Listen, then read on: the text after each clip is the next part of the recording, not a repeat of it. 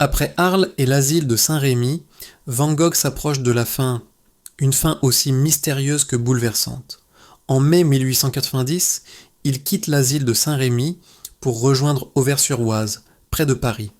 Là, il est accueilli par le docteur Gachet, médecin, passionné d'art et ami des impressionnistes.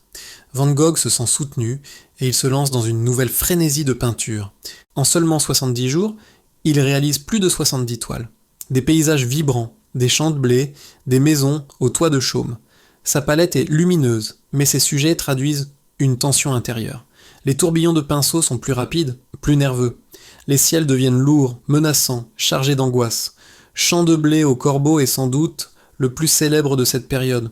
Certains y voient son testament pictural, un ciel sombre, une route qui s'arrête net, des oiseaux noirs s'envolant. Van Gogh écrit souvent à son frère Théo. Ses lettres révèlent un mélange de lucidité et de désespoir. « Je sens que je suis un échec », confie-t-il, malgré son incroyable production artistique. Le 27 juillet 1890, Van Gogh sort peindre dans les champs, comme à son habitude. Mais ce jour-là, quelque chose bascule. On le retrouve grièvement blessé, une balle logée dans son abdomen. Il réussit à rentrer à l'auberge où il loge, mais son état est désespéré. 2 jours plus tard, il meurt, à seulement 37 ans. Son frère Théo est à son chevet. Quelques mois plus tard, Théo meurt à son tour, rongé par la syphilis et le chagrin.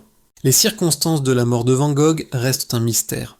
Suicide par arme à feu, ou accident, voire agression par des jeunes du village? Les historiens ne sont pas d'accord, et le doute demeure.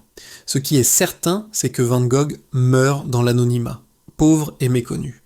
De son vivant, il n'a vendu qu'une seule toile. Pourtant, quelques décennies plus tard, son génie est reconnu par le monde entier. Van Gogh devient le symbole de l'artiste maudit, incompris mais visionnaire.